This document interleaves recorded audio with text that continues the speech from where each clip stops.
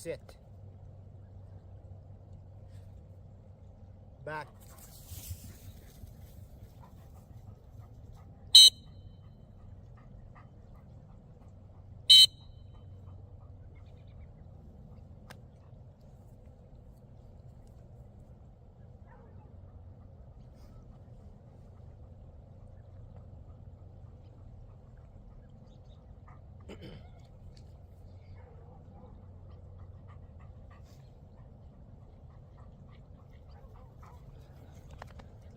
One.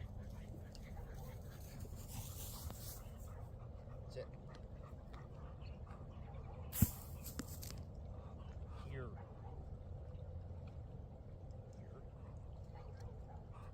Back.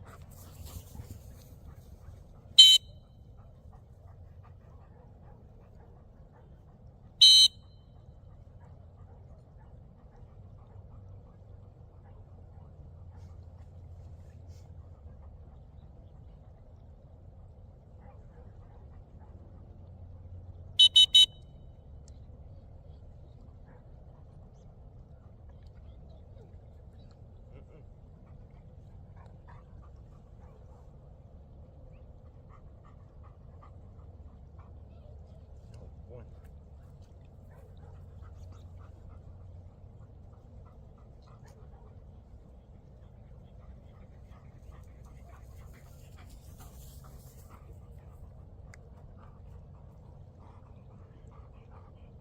Easy. Heel. Sit. Easy. Back. Get down. One.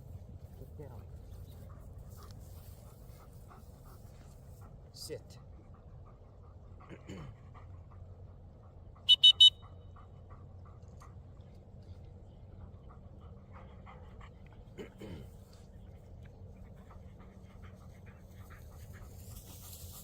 Come on, let's go.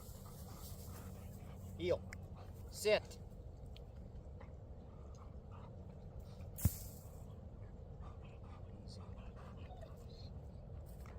Easy. Heel. Sit down. Sit. Back.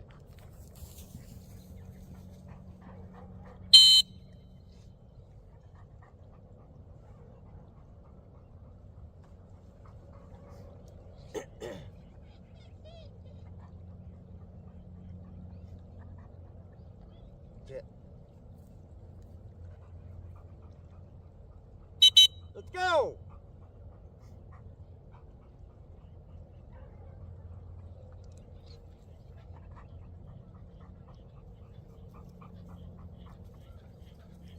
Hold. Sit. Heel. Sit. Easy.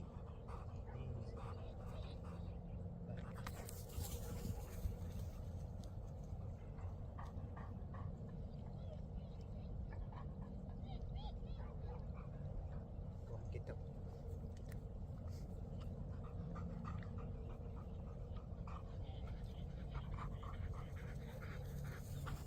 Hold. Drop. Heel. Sit. Heel. Back.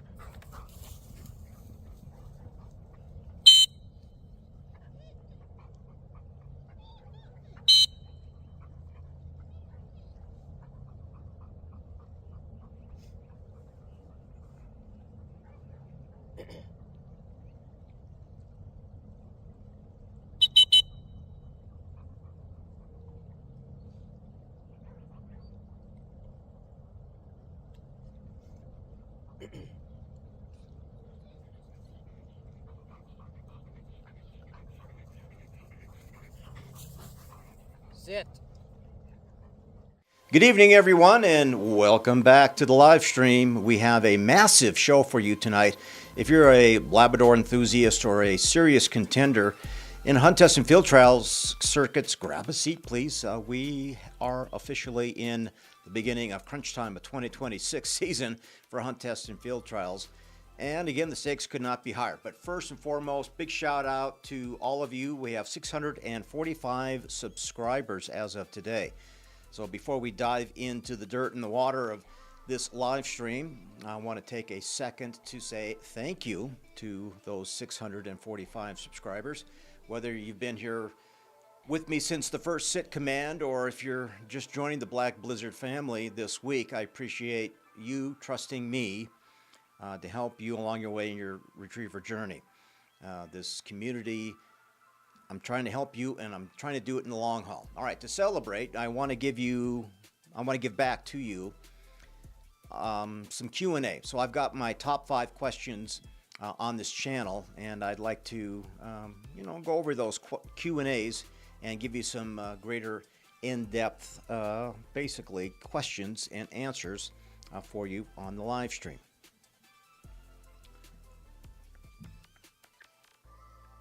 All right, so the top 5 questions. Question number 1. My dog is breaking or creeping at the line when they hear a shot, or probably a duck call and a shot. How do I fix steadying issues before my first spring test?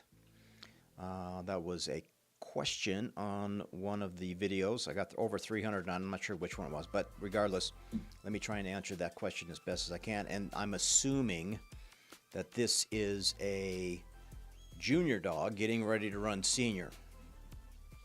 And believe it or not, I have just finished videotaping this topic. Not so much on the steadying part, but when to move up and when to stay at your current level. And again, I'm going to go over all that information in a video coming up here in a couple weeks. But let me try and answer your question. So let's say you have a junior dog, and you probably got your either first pass or you got your title. Let's say you have your junior title and you're fixing to move up into senior. I've always said this in previous videos that you should not run junior until your dog is ready to run senior. You should not run senior until your dog is ready to run master. And then you won't have these issues. But that's not the answer you're looking for. So let's work this problem out together. If you have a steadying issue, so in the junior you can hold on to your dog, or you got a slip lead, etc. In training, you can put a prong collar on the dog, or you have your e-collar in training with a tab. A tab is just a little piece of rope so long that you can hold on to the dog. So every time a mark goes off, if the dog goes and you got control of him, you can stop him, or you can give him a sit nick. So they're breaking the sit command. And when they take off like that, when they hear gunshots or duck calls in the field. Because in the junior, it was just a single quack, quack, quack, bang, send the dog, right? Give you a number, quickly, boom, dog goes marching off into the field. But in training, you have to pause. When the shot goes off and the duck call, the shot, and the bird goes through the air, you need to hold on to that dog. Not so much onto the collar like you would in the junior, but with a tab. And then you need to have your heeling stick, and you're tapping the dog on the butt. Sit, sit, sit. Well, this is all going on. When duck calls are going off and bang, throw, you're tapping the dog's butt. Sit, sit. With your left hand, and you're holding on to the tab with your right hand and your transmitter. And you might be giving a low level nick. And you need to do that for quite a while. And do not send the dog immediately. And if the dog lunges forward or begins to make noise, nope, we're going to take that dog back to the holding blind. They don't get to go. So you have to deny the retrieve. That can take time. And that's probably one of the things you should have worked out way before you even started running a junior hunt test. That would make a great video, and I may have to consider that here coming up into the future. I hope that helps. That's kind of a short answer, but that takes a lot of work, and it's a denial thing. You deny the retrieve, and you have to reinforce the sit command with a heeling stick, tap them on the butt. Or if you're in a training group, have someone standing behind the dog, tapping the dog on the butt while you hold on to the dog. Don't worry about what's going on in the field and the marks or anything. You need to be focused on what's going on with the dog right here next to you while all that's taking place in the field. I don't care where that mark goes. I don't care if the dog sees the mark. I don't care if the dog retrieves well to get to the mark. That's not the point in the training. The training is working on line manners right here, right now.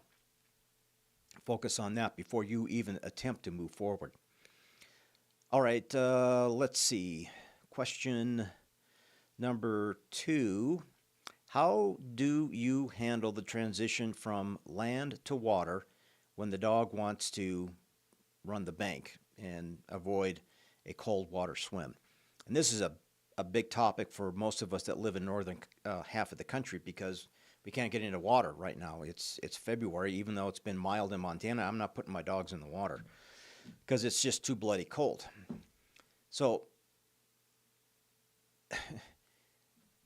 you may not be able to run a spring hunt test.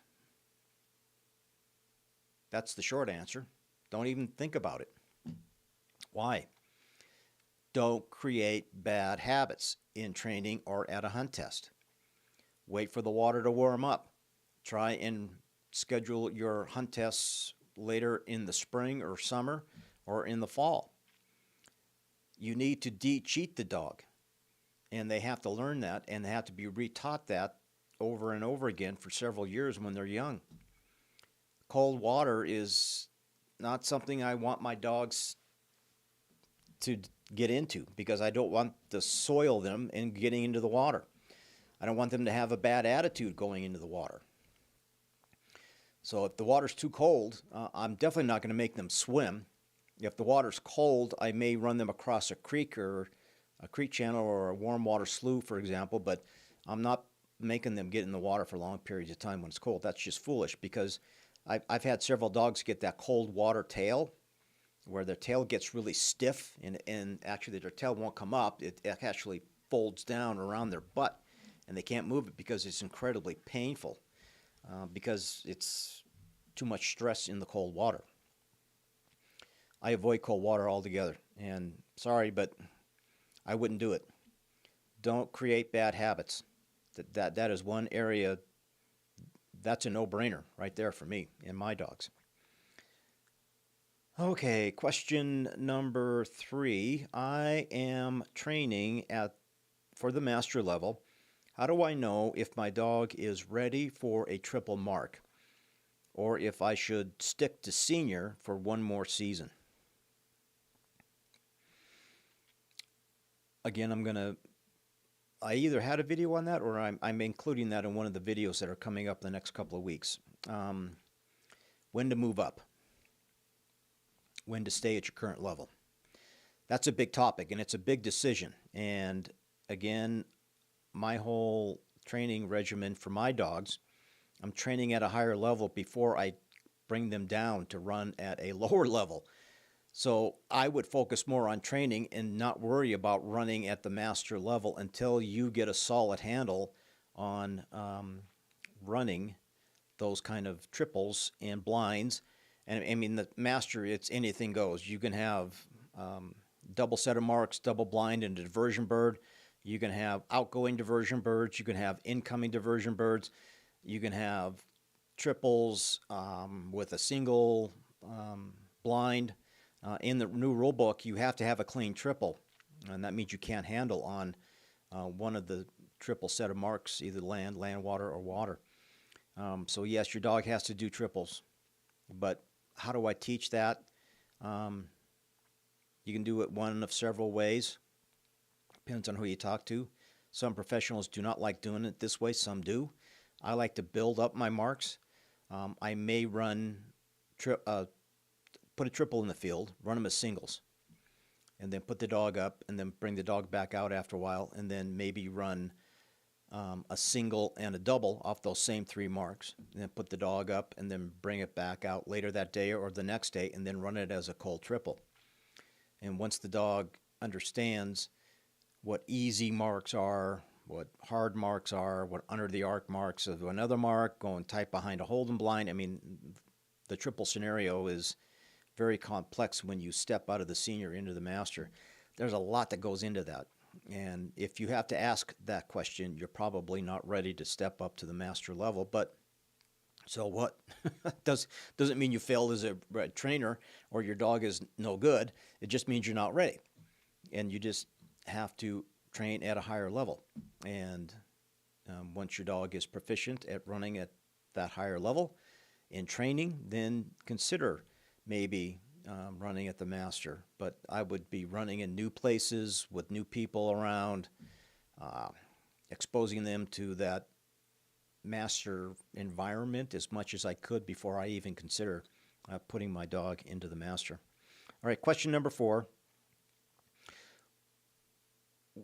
What's in your line bag for a weekend trial? What are the must-have essentials for the dog's health and performance? Well, I mean, my essentials are going to be, depending on whether I'm running a hunt test or a field trial, but I'm going to have either a black or camo hat because I want that to contrast what I'm wearing. If I'm wearing black, I'm going to try and wear a different colored hat. I don't want to be in a black hat and a black jacket and black gloves because at a distance, when the dog looks back, that may be kind of odd for them to see. So I want to have some contrast. So either a camo or maybe a bluish or, as long as it wasn't a white hat in contrast. And then I may not wear black gloves if I'm in the hunt test game if I have black on. But if I have camo on, I probably will have black gloves and a black hat. Just depends on what the background is behind you. When you go out and watch the test dog, turn around and look what's behind you and see what the background looks like. And then you want to have something that doesn't blend into that. You want something that sticks out, either a brown camo if it's a dark background or a light brown shirt. As long as it's dark color, not white, you should be fine. As far as essentials for health and performance, it depends on the time of the year. In the health and performance side, if it's hot out, gosh, I have some, I may grab it here in a minute, some additive to put in the water to help them stay hydrated. I've got a whole bunch of that I keep in my RV, and I keep a mixed container of it, and when I give that to them to drink in the morning to keep them from going into dehydration. But it's just the health part of it is just making sure they're fed correctly with the correct food and making sure they're hydrated and they're in shape to run at any given event that you're trying to work on. That's the best thing you can do as far as health and performance. As far as having stuff in my bag for that, I definitely carry a first aid bag with me. For example, I had my dog Radar pull a toenail completely out of his paw, bleeding all over the place, and I didn't have anything to stop that bleeding. So now I've got some bleed stop in my first aid kit that I carry that in my vehicle, and I'm definitely keeping a lot of first aid stuff on hand in my vehicle when I go training or when I go to a hunt test or field trial. Hope that answers your question. Let's see, number 5. I have a high drive lab that screams online. Gee, welcome to the club, buddy. How do I lower the volume without crushing their spirit? I am facing that same issue right now with my young dog. And, oh, good Lord, it's one of the most frustrating and irritating things. And you know what? Some dogs are just never going to get out of that. Depends on how old they are, how long of a journey they've been taught to reinforce that. Some dogs just think that's how you do it. You just walk up the line, you start scream, scream, scream, scream, scream. Dad smacks me and yells at me, and then I go get a mark. It's a big topic. It's a huge topic. And again, the video I just put out last Sunday does talk about that. There's a do-nothing WUSA drill in the last video, and definitely look back at the last video I put out on Sunday. It's actually gained some traction and it's gone a little bit on the viral side here on YouTube, so check that out. that's going to give you some information, some additional information. But this is a battle that you're going to have for a long time, and it's not a quick fix. I wish I could give you a magic answer and say this is how you do it and you're done, but it doesn't work that way, unfortunately. Some dogs will just are bred to be high drive spirit with a ton of bird prey, and they just cannot hold their emotions. In other words, they can't hold their shit together. So that's a tough question. I am working through that myself. And again, watch the last video I put out on Sunday. It talks about that, and I'm going to document my journey with my youngest dog, and we're going to continue to do that. I'm trying to read some other articles that I'm going to try and bring light to that may help or may not. I don't know. But there is a book out, and I'll see if I can find that here in a minute, that kind of addresses that as well. It's a Randy Bone book. It's just a little paperback book that kind of goes over that kind of stuff. So I recommend trying to get that, and maybe I'll grab it here in a minute on the live stream. All right, so those are the top 5 questions I have for you all.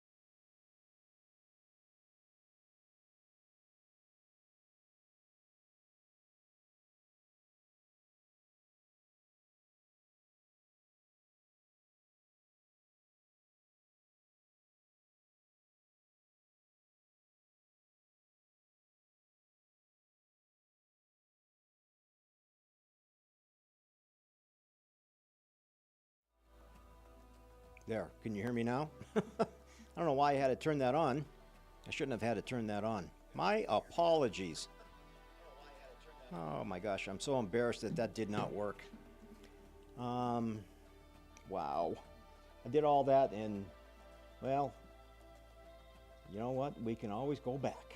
So my apologies. Thank you for shouting out there on the chat because I did not see that.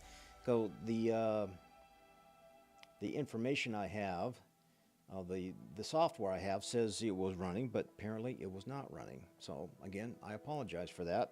I probably lost a whole bunch of you. But anyway, I'll just go quickly through it because of the audio was not on. I'm trying to do too many things at once here, but okay, the AKZ Gazette that came out the February issue, and it's like 50 pages on the AKZ Gazette, and on those 50 pages, they had one little thing in here on the video that I posted like a long time ago about a field trial ballad, tribute to the field trial community folks. The hunting retriever trial news came out. Again, they've eliminated some of the requirements for the HRT, the entry. You don't have to have a title, so they dropped those requirements according to their board of directors. I think that came out yesterday, and as I zoomed in, you didn't hear me. It's because it looks like the entries are incredibly low. There's only like 3 dogs entered, but I'm assuming that this is going to run just like it would on the field trial side. Everybody waits the last day to enter that, so we'll wait and see. But again, the first one is March 14th through the 15th in Giddings, Texas, so we'll be watching the closing next Tuesday of the HRT first event. All right, Master Amateur Retriever Club, happy birthday, 10 years old on February 25th. They turned 10, so this will be the 10th Master Amateur Invitational coming up in Stoughton, Wisconsin. And right now there are 414 dogs qualified for that event. This coming weekend is the last weekend for those to qualify. And I doubt that's going to change a whole lot because I don't think there are that many people out there that just need one more qualification. So this may go up a handful more, but I think pretty much that's going to be pretty close to the total number of dogs that are qualified. That does mean that that's the number of dogs that are going to enter, but there's 414. And again, on Entry Express, you go to the Wisconsin, look up your events, go to Wisconsin, you'll find the details, minor details right now of the Master Amateur Retriever Club's Invitational in Stoughton, Wisconsin. But I just wanted to highlight that right now on the Entry Express page, the closing date is Monday, April 27th. And that is likely to open either early, it's either 2 weeks before the close, or it may open up even a little bit earlier. We'll have to wait and see, but we'll get into those details. And of course, the judges have not been announced yet, and those judges will be in the next couple of weeks to a month. And again, the opening date will be coming up before you know it. And if you go to the masteramateur.com, there was a little blurb in there that said host hotel reservations no later than May 1st. You better do it sooner rather than later, would be my advice there. So that's the Master Amateur news. Master National, again, 321 dogs are qualified at the moment. That came out here just recently. That was just updated. And again, the Master National is October 2nd through the 11th in Roseburg, Oregon. And the last weekend to qualify for the Master National is the last weekend in July. So you have time. You need a Master Hunter title, and you need 6 passes. So it's a lofty thing. Again, my apologies. I'm doing too many things. I got 2 laptops open and too much going on here. But anyway, I'll get better at it at some point in time. Again, Black Blizzard Retrievers website.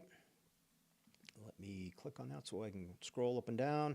If you want to learn more about me and my dogs and etc. Again, I got a website there, blackblizzardretrievers.com. But the reason most of you are here, I'm sure, is because of the videos that I'm cranking out on YouTube. So thank you to the 647 subscribers now listed on the channel. And the video I have coming out tomorrow morning is Fact Over Feelings, Evaluating Hunt Test Performance. What to refine and what to ignore after you run a hunt test. So it kind of gives you a tool to analyze your performance. And some of you may not need that, and some of you may if you're brand new. Again, that video drops tomorrow morning, I believe, or tomorrow evening. I can't remember. It tells me when the best time to put that out. And it's either in the morning or in the evening, but it'll be out tomorrow. And then I'm going to have another course video coming up on Sunday as well. So make sure you take a look at that. That'll be an in-depth report. So keep an eye out for that on the channel as well. And of course, then I do these live shots, streams as we get into Thursday evenings. So I'm trying to give you a little bit of content here. And of course, I did start a Patreon page, and yeah, if you want to drop a $5 tip or something like that in there, I'd greatly appreciate it. But it is not required. I am an amateur. I'm not getting paid to do this, but I am spending money to do it. So anyway, let's see, 7:33 my time. So thank you, Jason Thompson, for telling me the audio was not on. I greatly appreciate that. Okay, everybody, I'm kind of embarrassed, so I'm going to go hide in a corner. I kind of screwed up this live stream, and I don't know if anybody's still on or not. But anyway, that's it for this week. That's the latest in my videos. That's the latest in the retriever world that I could come up with online for information. And I hope to do this every Thursday evening, crank out a live stream and to kind of update you on dog training, Q&A, whatever. And if you need help, let me know. Not that I'm going to give you that help, but I know people that can. So I mean, I'm here to pass information along to you to make you guys better dog trainers, and hopefully have more success this year, especially in the hunt test game in the U.S.